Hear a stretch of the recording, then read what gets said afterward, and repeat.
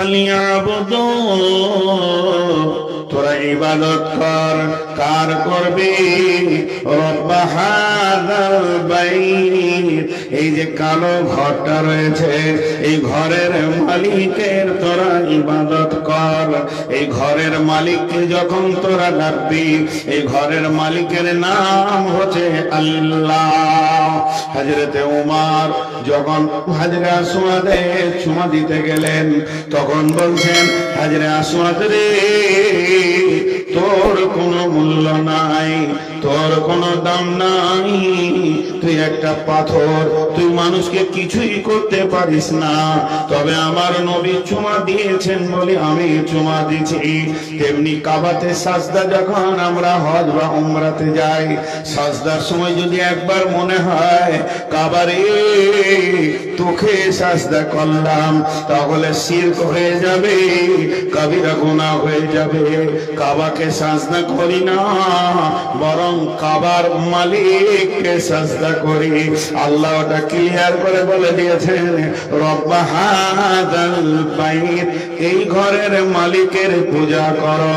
তাহলে এবার শুনলেন, সবাই তো আর কাবাতে পৌঁছাতে পারবেন না, সবারই তো তেমন ক্ষমতা নাই যে তারা কাবায় গিয়ে কাবাকে সাজদা করবে। আমি গরিব মানুষ, আমার খাওয়ার জুটে না, পরনের কাপড় ভালো জুটে না, তাহলে আমি কোথায় যাব? এর জন্য মসজিদ বাইতুল্লাহ, আল মসজিদুল বাইতুল্লাহ, বিশ্বনবী বলেন মসজিদ হলো আল্লাহর ঘর। এই জায়গায় একটা মসজিদ হয়েছে, এই মসজিদটা আল্লাহর ঘর, তবে কাবার মতো নয়। কাবা হলো সরাসরি আল্লাহর ঘর, আর এই মসজিদকে কাবার দিকে রুকন করে দেওয়া হয়েছে। তার মানে ওই কাবাকে লক্ষ্য করে এটাও একটা আল্লাহর ঘর, অবশ্যই এটা আল্লাহর ঘর। যদি কেউ মসজিদে গিয়ে মসজিদের মালিককে ডাকে, তাহলে সে আল্লাহকে ডাকলো।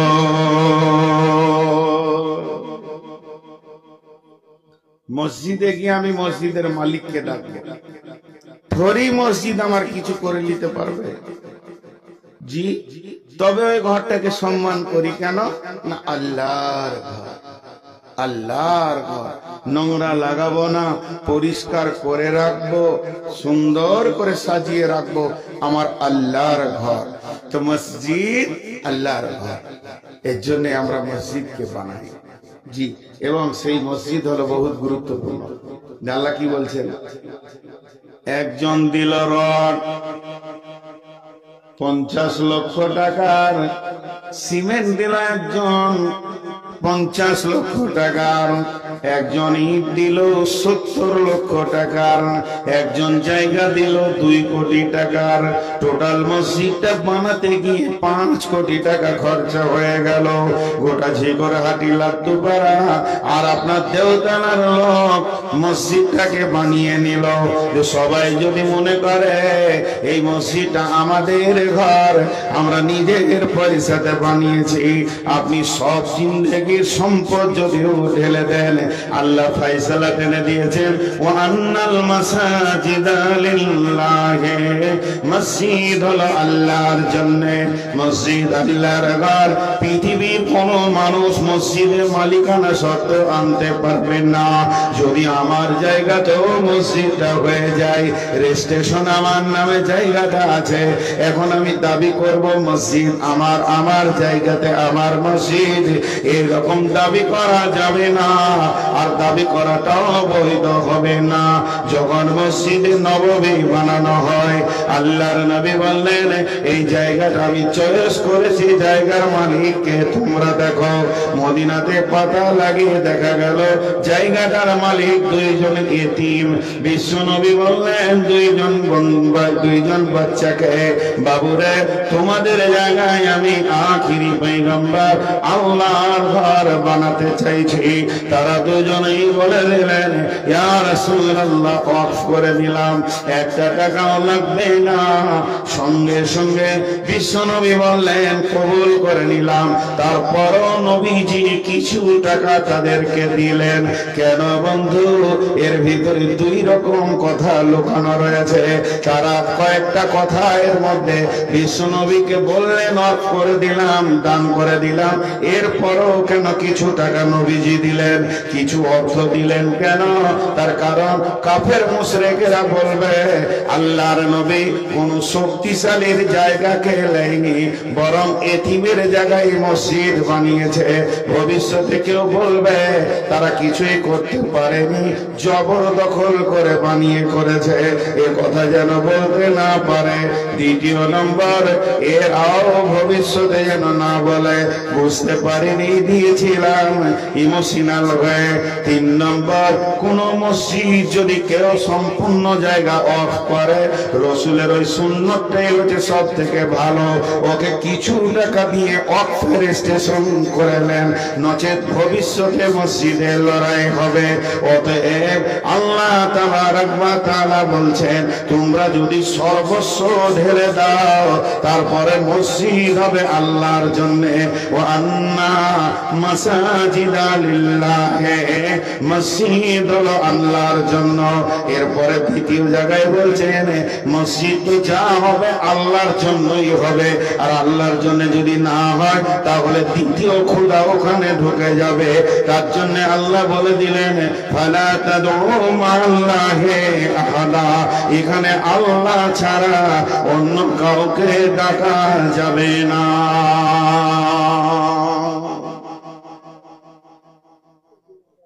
জি ভাই, এক দুই করে উঠছে তো, বাচ্চা ছেলেই উঠছে, যা অসুবিধা নেই। আপনারা ধ্যানের সঙ্গে শুনেন, মন দিয়ে শুনেন। আল্লাহ আমাদেরকে শোনা এবং বুঝার তৌফিক দান করুন। তো যে কথা আপনাদের সামনে বললাম যে মসজিদ হলো আল্লাহর ঘর, এই পর্যন্ত আসলাম। কিন্তু মসজিদ বানাবে কি? আমরা বানাবো।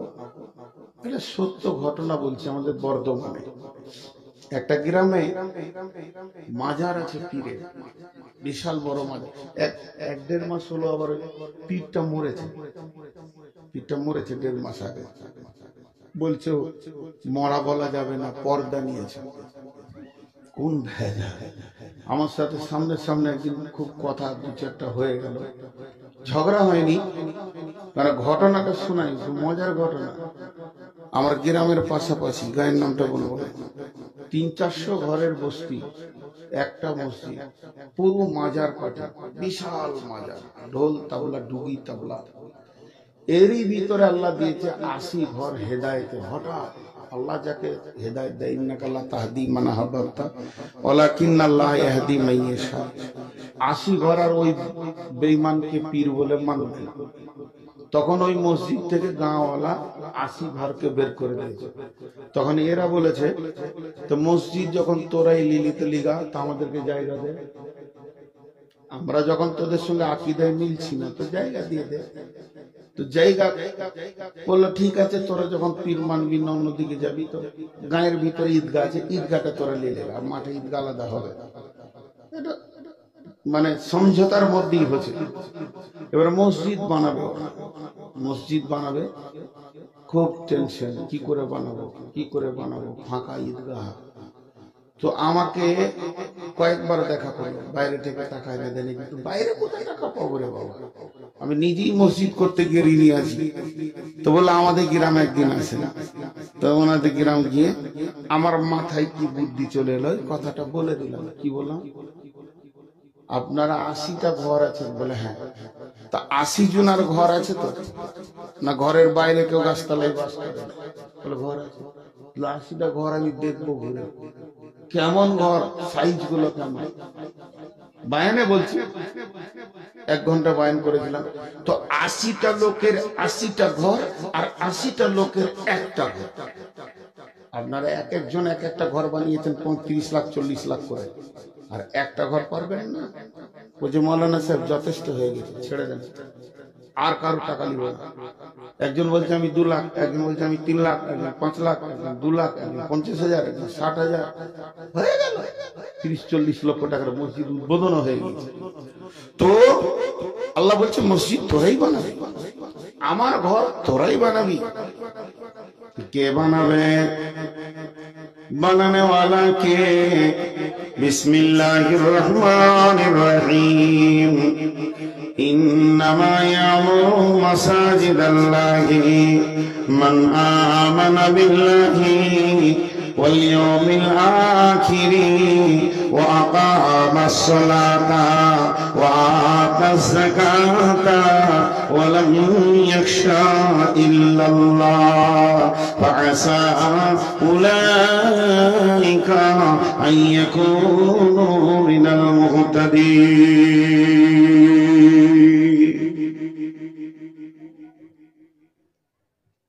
সবারই মনোযোগ আকর্ষণ করছি, যত কষ্ট হোক একটু জারে বসে খালি আয়াতটা শুনলেন যে ঘর চলে যাবে। তবে আমার বিশ্বাস মা বোনেদের ভিতরে 20-25 জন বায়ান শুনছে, বা কেউ শুনবে, ওরা বায়ান করছে। আচ্ছা, যে বায়ান জানে ও শুনবে কেন, নাকি? সেটাও তো ঠিক। কত বায়ান জানে, হ্যাঁ, ওরা বায়ান করছে। যে বায়ান জানে সে থরি আপনার বায়ান শুনবে। মাথা খারাপ হয়ে হয়তো বলছে ওঠ, আমাকে বললেন আপনাকে বললে আল্লাহ জানে। হয়তো আমাকে কি বলছে ওঠ, বেশি বকছিস, মানে ও বেশি জানে, তো আল্লাহ মাফ করো। তো এবার দেখেন আল্লাহ কি বলছেন, কত মহব্বত করে আমাদেরকে বলছেন। হাজি ভাই, আমি আপনার কাছে টাকা চাইছি, বেশি লাগে, 10 টাকা দেন, পান খাবো। আমার লাখ টাকা আছে, আমি গরিব লাগে, 16 লাখ টাকার গাড়ি নিয়ে এসছি, তাহলে আমি কোথায় গরিব হলাম? তারপরেও যদি আমি আদর করে বলি ভাই 10 টাকা দেন, চা খাবো, তো আপনাকে দিতে ভালো লাগবে। আর একটা মুসলমানের কাছে টাকা নিতেও ভালো লাগবে। হাদিয়া এমন একটা জিনিস, হাদিয়া, আমার তো অনেক ইনকাম, তারপরেও হাদিয়া দেয় মানুষ। হাদিয়া বড় মধুর জিনিস, ভালো লাগবে। তো ঠিক আছে, এর ভিতরে বিরাট সাইকোলজিস্ট ঢুকে আছে। যখন টাকা লেনদেন হবে না, তখন দিলে প্রেম লেনদেন হয়। আগে প্রেম যায়, তারপরে টাকা যায়। পৃথিবীর বুকে সব থেকে প্রেমিক কে? কে কাকে ভালোবাসে? বলে যার পেছনে সে অর্থ খরচা করে তাকে সে ভালোবাসে। বুঝতে পেরেছেন? তোমার দিন কেমন, তুমি কত বড় দিনদার, ওই লোকটা কত বড় দিনদার, ওর দিন কেমন, বলছে ওইটা বুঝবে কি করে? বলে ওর বন্ধু যেমন লোকের সঙ্গে ও চলাফেরা করে, ওর দিন ওই রকম। চোর, ছেঁচর, লম্পট, জুয়ারি, মাতালের সঙ্গে যদি ঘুরে, ও যত বড়ই নামাজি হোক, এখনো দিনদার হতে পারেনি। তো প্রকৃত দিনদার ওইটা পরিচয়। প্রকৃত প্রেমের পরিচয় হচ্ছে যাকে সে ভালোবাসবে, তার জন্য সে টাকা ঢেলে দেবে। আর প্রকৃত বুঝা, বোঝা মানে বুঝেন, এটা কোরআন শরীফ। উনি আমাকে পড়ালেন, আমি ওনাকে পড়ালাম, দুই ভাইয়ে আমরা কোরআনটাকে সার্চিং করলাম। উনি কোরআনটা বুঝলেন না, আমি বুঝলাম। এটা বুঝবেন কি করে? বুঝেছে কি বুঝেনি, কোরআন বুঝেছে কি বুঝেনি, এটা বুঝবেন কি করে? তার প্রতীক চিহ্নটা বলে দিচ্ছি, খুব ভালো করে শুনেলেন। একটা লোকের যখন ব্যবসা বুঝে আসে, তখন ছেলেকে ব্যবসাতে লাগানোর চেষ্টা করে। যার চাকরি বুঝে আসে, সে ছেলেকে চাকরিতে লাগানোর টার্গেট করে। তো যার কোরআন হাদিস বুঝে আসবে, ওই আলিম তার ছেলেকে দিনের লাইনে দিবে, অন্য লাইনে দেবে না। আর যদি বুখারি পড়ায় আর ছেলেকে ইংলিশ মিডিয়ামে দেয়, জানতে হবে কোরআন হাদিস এগুলো প্রকৃত বুঝতে পারে। তবে আরবি শিখেছে, ব্যাকরণ জানে, ও ভাষাটা জানে, বোঝ আসেনি। তো তেমনি প্রেম। তো আল্লাহ তো শাহিনশাহ, আল্লাহ তো বাদশাহ, আল্লাহ বাদশার বাদশাহ, পুরো কায়নাতের বাদশাহ, সার্বভৌমত্র একচ্ছত্রর মালিক। তার আবার পয়সা চাওয়ার কি দরকার আছে? আসলে তিনি পয়সা চাইছেন না, হৃদয়ের প্রেম চাইছেন। প্রেম, প্রেম। আল্লাহ বলছে মসজিদটা তোরাই বানায়, তোরাই বানাই, তোরাই বানাই। আমাকে যদি একবার কসম খেতে বলেন, তো আমি 100 বার কসম খেয়ে নিব। এটা আমার ব্রেনের আইডিয়া বলছি, এটা বুখারী বলছি না, এটা মুসলিম বলছি না, এটা রসুলের হাদিস নয়, এটা কোনো মুফাসসিরের তাফসীর নয়, এটা কোরআনও নয়, এটা নূর মোহাম্মদের ব্রেন থেকে বলছি। মসজিদ বানাতে যদি 50 লক্ষ টাকা পড়ে, আর জিকরাতির লোক যদি 50 লক্ষ টাকা দিয়ে মসজিদ করে দেয়, আমার বিশ্বাস 50 লক্ষ কেন, 50 লক্ষকে যদি 10 দিয়ে গুণ করা হয়, তো 5 কোটি হয়ে যাবে। 5 কোটি টাকা আল্লাহ জিকরাতিতে বরকত, আল্লাহ কারো টাকা ধার দিয়ে দেবেন, আল্লাহ রিটার্ন। একটা বাচ্চা ছেলের কাছে বিস্কুট চাই, মানুষ চাই না, চাই মানে কি খেয়ে নেবে, ওই বিস্কুটটা রিটার্ন করবে, আবার ফের জিলেপি খেতে 100 টাকা দেবে। জি, তো আল্লাহ এগুলো দেখেন। এবার আল্লাহ কি বলছেন? ইন্নামা ইয়ামুরু মাসাজিদাল্লাহি। হে ঝিকরহাটের মাহফিলের 15 ডিসেম্বর গত রাত্রির লোকেরা, তোদেরকে আমি আল্লাহ বলছি, জিভটা নূর মুহাম্মাদের, জবানটা নূর মুহাম্মাদের, কণ্ঠটা নূর মুহাম্মাদের, কিন্তু এটা আল্লাহর হুকুমের উপরে চলে। অতএব এটা আমার নয়, আমার রবের। তো আমার রবের ভাষাটা জেরক্স করে আমি বলছি, আমি রব নয়, আমি রবের গোলাম। সেই গোলাম তার মাবুদের কথাটা আপনাদেরকে বলছেন, আপনার আমার মাবুদ বলছেন আজকে রাত্রির জন্য এ ঝিকরহাটের মাহফিলের লোকেরা শুনে লে, তোদের কাছে আমি মসজিদ বানিয়ে চেয়ে নিলাম। ইন্নামা ইয়ামুরু মাসাজিদাল্লাহ, তোরা আল্লাহর ঘর মসজিদকে বানা।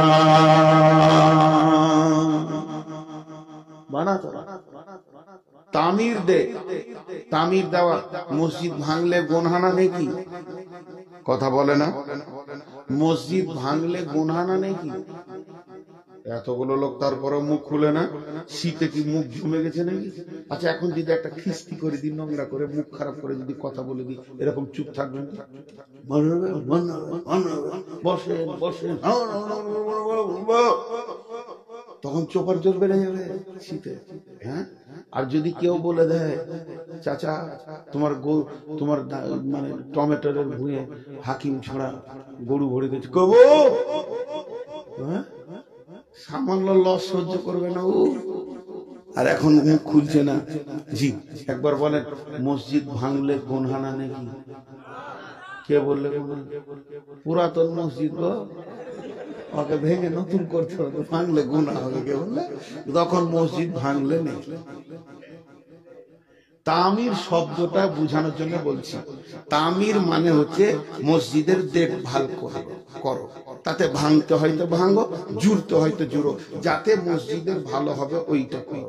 জি, পেট কাটা ভালো, কিন্তু ডাক্তারের কাছে গেলে ও ভালোর লেগেই কাটবে। যে ভিতরে স্টোন বার করবো, কিডনির ভিতরে তোর স্টোন আছে, তোর হাড়ের মজ্জার ভিতরে টিউমার হয়েছে, ওটা বার করতে হবে, নাহলে ক্যান্সার হবে, তখন কাটাটা ভালো। জি, আর ডাকাতে যখন হেঁচা ধরবে, কিছু মনে করিয়েন না, আজ থেকে 16 বছর আগে, 17 বছর আগে নগর নবীতে রাতে আঁধারে নেমেছি, ট্রেন লেট, সীতারামপুরে জালসায় যাবো, ওই কোণে হাঁটছি, হেঁচা ঝেড়েছিল আমাকে। এখানে একটা বরের গাছ না পাকুড়ের গাছ আছে, ধানের ভুঁয়ে 7-8 জন বসে আছে। খুব মনে পড়লে গায়ে লোম দাঁড়িয়ে। আমার মৌলবি সাহেব আছি তো, সীতারামপুরে জালসা ছিল, তো বলছে যান যান। তখন ধানের ভুঁই থেকে বিড়ি খেতে ছেড়ে দেন, ইমানদার আছে না? পরে বুঝলাম যে ইমানদার আছে। এই এলাকায় জানি না কোন জায়গাটা, বাস করেছি এতদিন। তো তামির মানে হলো তুমি দেখভাল করো, প্রয়োজন হলে তুমি ইট জুড়ো, আর যদি ভাঙতে হয় তো ভাঙো। জি, আল্লাহ তাবারক ওয়া তাআলা বলছেন, হে মাহফিলের লোক, তোমরা আমার মসজিদের দেখভাল করো। সবাই দৌড়ছি, সবাই দৌড়ছি, আর জালসা শুনবো না। এখনই মসজিদটা কি করতে হবে দেখি। তো একটা গেট করে চাললাম, যে পাশ লিচে, ওখানে 4-5টা জিনিস দিতে হবে, তারপরে গেটে ঢুকতে দিবে। নেকি পাবো রে চোরে, হুড় হুড় করে দৌড়তে লেগেছে। আল্লাহ বলছেন, 1 নম্বর, নূর মোহাম্মদ তুই আয়, আমি গেলাম। 1ম নম্বর, তোর ঈমান আছে কি? আছে। আখিরাতকে বিশ্বাস করি? হ্যাঁ করি। নামাজ পড়িস? ভাগ না, নামাজ পড়িস তো? হ্যাঁ। যাকাত দিস? টাকা তোর বেশি আছে? বলে হ্যাঁ। টাকা নাই? বলে বেশ ঠিক আছে। যাকাত দিস? বলে হ্যাঁ। তুই কাকে ভয় করিস, আল্লাহকে না মানুষকে? বলে আল্লাহকে। ঢুকে পড়, তুই আমার মসজিদকে বানা। মান আমানা বিল্লাহি ওয়াল ইয়াউমিল আখিরি ওয়া আকামাস সালাতা ওয়া আতাজ যাকাতা ওয়া লাম ইয়াখশা ইল্লাল্লাহ। যে লোকটার ভিতরে 5খানা গুণ আছে, সে আল্লাহর ঘর মসজিদ বানাবি।